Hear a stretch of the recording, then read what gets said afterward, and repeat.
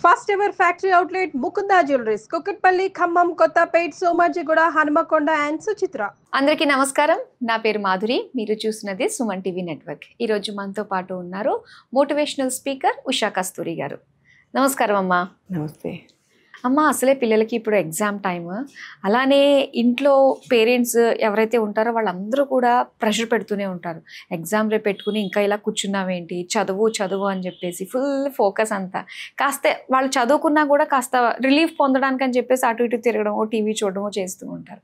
అసలు పిల్లలు exam prepare అవ్వాలంటే ఇంట్లో ఎలాంటి వాతావరణం క్రియేట్ చేయాలి, ఎలా ఉండాలంటారు? అవును, అది ఈ రోజుల్లో నిజంగా చాలా అత్యవసరమైన టాపిక్ అయిపోయింది పేరెంట్స్ పాయింట్ ఆఫ్ వ్యూలో. పరీక్షలు అనగానే ఒక టెన్షన్ పిల్లల్లోనూ పేరెంట్స్లోనూ ఉంటుంది.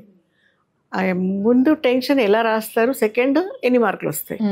పిల్లలు పరీక్షలు రాసేటప్పుడు పోయిన సంవత్సరం బలానా వాళ్ళకి ఇన్ని మార్కులు వచ్చాయి, లేదా మన వాళ్ళ చుట్టాలలో కానీ ఫ్రెండ్స్ సర్కిల్లో కానీ వాళ్ళకి ఎన్ని పర్సంటేజ్ వచ్చింది, అసలు పర్సంటేజ్ని వాళ్ళ ముందు ఎత్తద్దు.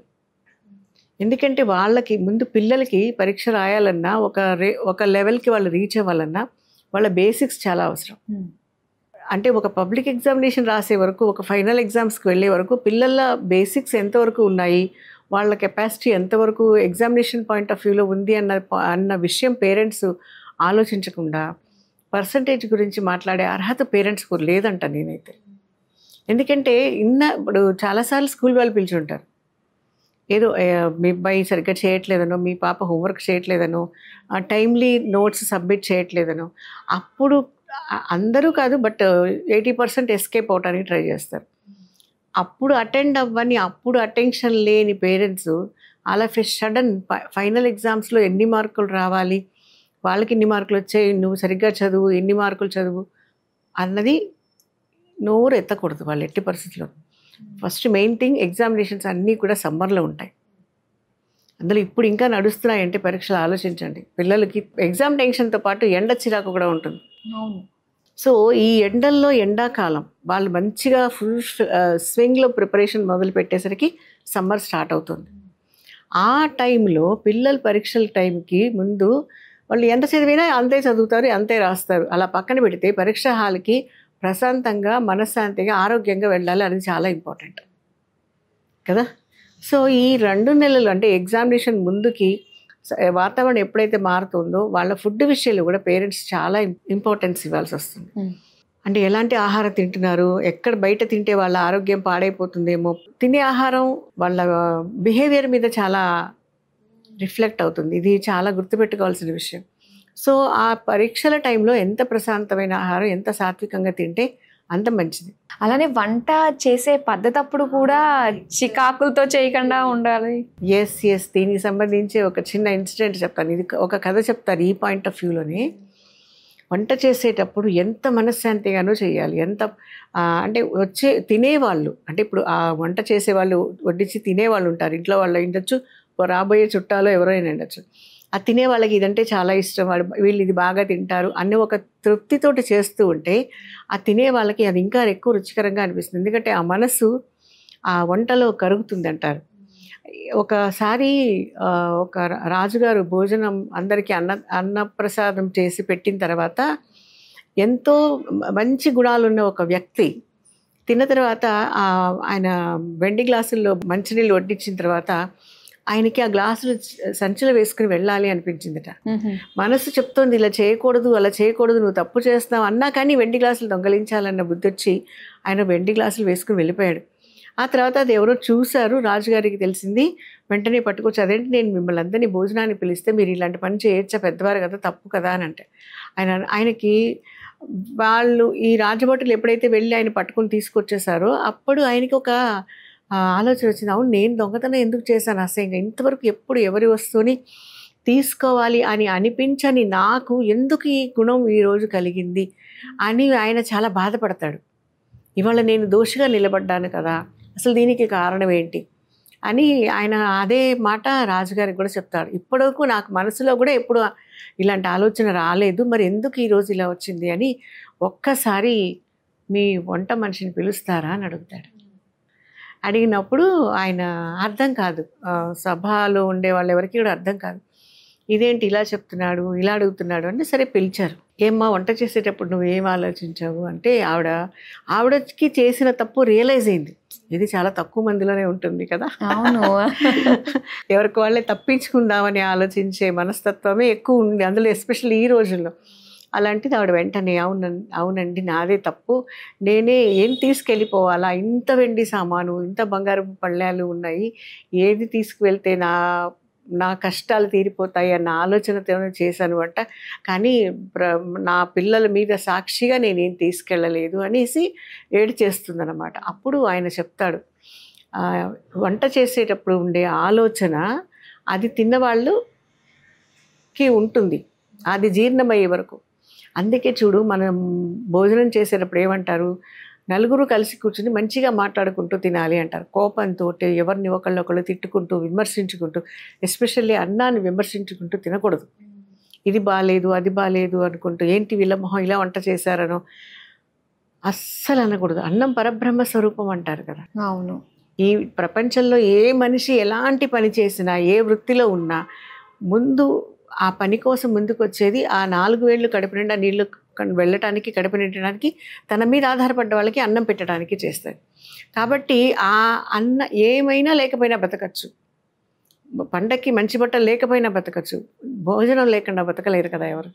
అందుకని ఆ తినే తిండి అన్నది ఆ మనస్తత్వం మీద చాలా ఆధారపడుతుంది. నాకు నువ్వు చెప్పినట్టు తల్లే ఆరోగ్యంగా ఉండాలి అనుకుని వంట చేసి పెట్టిన రోజున పిల్లలు డెఫినెట్లీ ఆరోగ్యంగా ఉంటారు. ఇంకొకటి, ఇప్పుడు ఈ విషయం వచ్చింది కాబట్టి మాట్లాడుకుంటున్నాం, ప్రతి పిల్లలకి పెద్దవాళ్ళు అయిపోయిన తర్వాత, ఇప్పుడు నాకు మీకు అతనికి ఎవరికైనా సరే ఒక మెమరీ, మా అమ్మ ఇవి బాగా వండుతుంది, లేదా మా మేనత్తలు ఇది బాగా చేసేవాళ్ళు, మా నాయనమ్మ ఇది బాగా వంట చేసి పెట్టేది, ఈ ఐటెం వాళ్ళు చేస్తేనే తినాలి అని ఒక స్వీట్ మెమరీ ప్రతి మనిషిలోనూ ఉంటుంది. ఈ రోజు పిల్లలకి ఏం మిగిలింది? అది నిజంగా ఇవన్నీ ఆలోచించుకుపోతూ ఉంటే, అంటే ఒక టైంలో ఉన్న అనుబంధం, ప్రేమ ఈ రోజుల్లో కనిపించట్లేదు కదా. దానికి రీజన్స్ ఇవన్నీ ఉన్నాయి కదా. ఇప్పుడు మసాలా దోశ ఎక్కడ బాగుందంటే ఏదో మాదాపూర్ సెంటర్ అన్నో, అవును, బజ్జీలు ఎక్కడ బాగున్నాయంటే బాచిపల్లి వెళ్ళాలను అన్నే తప్ప, ఇవి మా అమ్మ అయితే ఇది బాగా చేస్తుంది, లేదా ఆ తల్లి వీళ్ళకి ఇప్పుడు వస్తున్నారు. మనం మిథునం సినిమాలో చూస్తాం, పిల్లలు వస్తున్నారు అని ఆవిడ ఎన్ని వంటకాలు చేస్తుంది. అవును. ఇంకొక సినిమాలో కూడా జయసుధ వాళ్ళందరూ వస్తున్నారని ఎన్ని రకాలు వండి పెట్టేస్తూ ఉంటుంది. అంటే ఏంటి, అదో ఆ క్యారెక్టర్ని గురించి చెప్పుకోవడం కాదు, అక్కడ ఆ తల్లి పాత్ర ఆ పిల్లలకి నచ్చినవి చేయటంలో ఉన్నటువంటి ఒక అనుబంధం. ఎప్పుడు కూడా పెట్టే ఫుడ్, ఇప్పుడు ఎందుకు ఆ తల్లులు ఇదే చేసి పెడతారు అదే చేసి పెడతారు, వద్దు తినకూడదు, ఈ వాతావరణం మారినప్పుడు ఫుడ్ విషయంలో కూడా మార్పులు వస్తాయి కదా. మరి పరీక్షల ముందు పిల్లలకి రోజు సాయంత్రం స్నాక్స్ పానీపూరి, పిజ్జాలు, బజ్జీలు తెచ్చి పెడితే ఆరోగ్యం ఏమవుతుంది? ఎంత చదువుకొని ఈయన కాసి నక్కల పాలవుతుందంటారు పొలాన్ని. ఆ రకంగా సంవత్సరం అంతా కష్టపడి చదివిన వాడు కూడా ఎగ్జామ్స్ టైంలో వాడు సిక్ అయిపోతే పిల్లలు ఏం పరీక్ష రాస్తారు? వాళ్ళు మొత్తం అప్సెట్ అయిపోతారు. ఒకవేళ బాగా రాయగలిగినా కానీ జస్ట్ వెళ్తారు వచ్చేస్తారు. ఎప్పుడు హెల్త్ బాగోలేకపోతే కాన్సన్ట్రేషన్ క్వశ్చన్ పేపర్ మీద ఉండదు కదా, రీకలెక్ట్ చేసి రాసుకునే స్థాయి ఎవరికీ ఉండదు, ఏ వయసు పిల్లలకి ఉండదు. కాబట్టి ఆరోగ్య విషయంలో చాలా జాగ్రత్త తీసుకోవాల్సిన పరిస్థితి తల్లిదండ్రులది. అందుకనే వాళ్ళకి చెప్పితే విన స్థాయిలోనే పెంచాలి పిల్లల్ని. ఇప్పుడు పిల్లలకి రోజు అలవాటు అయిపోయింది బయట తినటం. పరీక్షల ముందు నీకు హెల్త్ బాగోలేదు తినద్దు అంటే ఊరుకుంటారా? వింటారా? అసలు ఛాన్సే లేదు. ఎందుకు ఊరుకుంటారు? ఎందుకంటే వాళ్ళకి వినే అలవాటు లేదు. చెప్పాలని మీ మనసులో ఉంది కానీ వినడేమో, ఎందుకు ఆ గారాబంగా ఓవర్ ప్యాంపరింగ్ పాయింట్ ఆఫ్ వ్యూలో వీళ్ళు చెప్పట్లేదేమో. అలాంటప్పుడు సడన్గానే ఒక మంచి చెప్తే వాడికి ఎలా తోస్తుంది బుర్రా? వద్దు అన్నదన్న ఒక నెగటివే అనిపిస్తుంది తప్ప ఎందుకు వద్దన్నారు అన్న జ్ఞానం పిల్లల్లో ఉండదు, రాదు అసలు. మరి ఎగ్జామ్స్ టైంలో పిల్లలకి ఆరోగ్యంగా ఉండాలి అంటే మరి ఇవన్నీ ముందు నుంచి ఉండాలి కదా. పరీక్ష టైంలో నేను ఒక పేరెంట్ని చూశాను, ఎగ్జామ్స్ అయిపోయి వాడు క్రికెట్ మ్యాచ్ ఆడుకోవడానికి వెళ్ళిపోతున్నాడు, గబగబా తినేశాడు, పిల్లలు బయట వెయిట్ చేస్తున్నారు.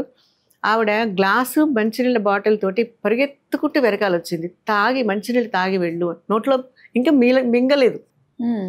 అబ్బాయిని ఆపి మంచినీళ్ళు గ్లాసులో పోసి తాగించి పంపించింది. అది నిజంగా ఎంత శ్రద్ధ, అది కదా బాధ్యత. అలానే ఇందాక మీరు అన్నారు కదా, ఇలాగా అంటే ఇంట్లో చదవడానికి చుట్టూ ఉండే అట్మాస్ఫియర్ కూడా పిల్లలు సపోర్ట్ ప్రశాంతంగా ఉండాలి. ఇప్పుడు ఏంటంటే వాడు చదువుకుంటాడులే, వాడు సౌండ్ హాల్లో టీవీ సౌండ్ పెట్టుకుంటే వాళ్ళు ఎలా చదువుతారు? ఇంపాసిబుల్ కదా. ఇప్పుడు ఫుడ్ ఎంత ఇంపార్టెంటో సరౌండింగ్ ఇవి కూడా చాలా ఇంపార్టెంట్. ఇంకొకటి ఆ ఇంట్లో వాళ్ళే కాదు, ఆ పక్కనున్న ఇప్పుడు ఎగ్జామినేషన్ సీజన్ వచ్చింది, ప్రతి ఇంట్లో వాళ్ళు ప్రతి బిల్డింగ్లో వాళ్ళు కూడా ఒక్క నిమిషం ఆలోచించాలి. మన సౌండ్, టీవీ సౌండ్, మనం చాలా పెద్ద సిస్టమ్ కొనుక్కున్నాం కాస్ట్లీ, కానీ పెద్ద సౌండ్ పెట్టుకోవటమో లేదా మన ఇంట్లో ఏదో ఫంక్షన్ ఉంది కదా అని హాయిగా పాటలు పెట్టుకునే ముందు ఒక క్షణం ఆలోచించండి. కొంచెం సామాజిక బాధ్యత. పరీక్షల టైము, ఈ చుట్టుపక్కల ఎంతమంది 10th రాసే వాళ్ళు ఉన్నారు, ఎంతమంది ఇంటర్మీడియట్ వాళ్ళు ఉన్నారు, ఎంతమందికి సెమిస్టర్ ఎగ్జామ్స్ దగ్గరలో ఉన్నాయి, వాళ్ళందరి చదువు డిస్టర్బ్ అవుతుందేమో, లేదా చదువుకుని తిని పడుకున్నారు, రేపు పొద్దున ఎగ్జామ్కి వెళ్ళాలి వాళ్ళు. ఈ విషయాలు వాళ్ళు ప్రతి వాళ్ళు, ఒక అమ్మ నాన్న ఆ ఇల్లే కాదు, ఇప్పుడున్న అపార్ట్మెంట్ కల్చర్లో ప్రతి వాళ్ళు ఆలోచించాలి అంటాను. కరెక్టే. ప్రతి వాళ్ళు ఆలోచించాలి. పిల్లలు పరీక్షల టైం ఇప్పుడు మనం సౌండ్ పెట్టుకోకుండా ఉంటే బెటర్ ఏమో అని అని అని అని ప్రతి వాళ్ళు అనుకోవాలి. నిజంగా చాలా బాగా చెప్పారమ్మా. ఏంటంటే ఈ పాయింట్స్ అన్నీ కూడా మనం టిక్ చేసుకుంటేనే వాడు ఫైనల్గా ఎగ్జామ్కి వెళ్ళి బాగా సక్సెస్ అయ్యి. మన ఇంట్లో పిల్లలు లేకపోవచ్చు, ఎగ్జామ్ రాసేవాళ్ళు మన ఇంట్లో లేకపోవచ్చు, చిన్నపిల్లలు అయి ఉండొచ్చు, లేదా పరీక్షలు అయిపోయి ఉండొచ్చు. పక్క వాళ్ళ పిల్లలు కూడా, పరీక్షలు అంటే పరీక్షలే కదా ఎవరికైనా, ఒక క్షణం అది ఆలోచించమంటున్నా నేను. చాలా బాగా తెలియజేశారమ్మా. ఇది ప్రతి ఒక్కళ్ళు అంటే విన్నప్పుడు ఏంటంటే నిజమే అనే ఆలోచన ఒక ఇచ్చినట్టు అవుతుంది కదా మనకి, ఒక ఐడియా ఇస్తుంది. చాలా చక్కగా తెలియజేసినందుకు ధన్యవాదాలు. Thank you.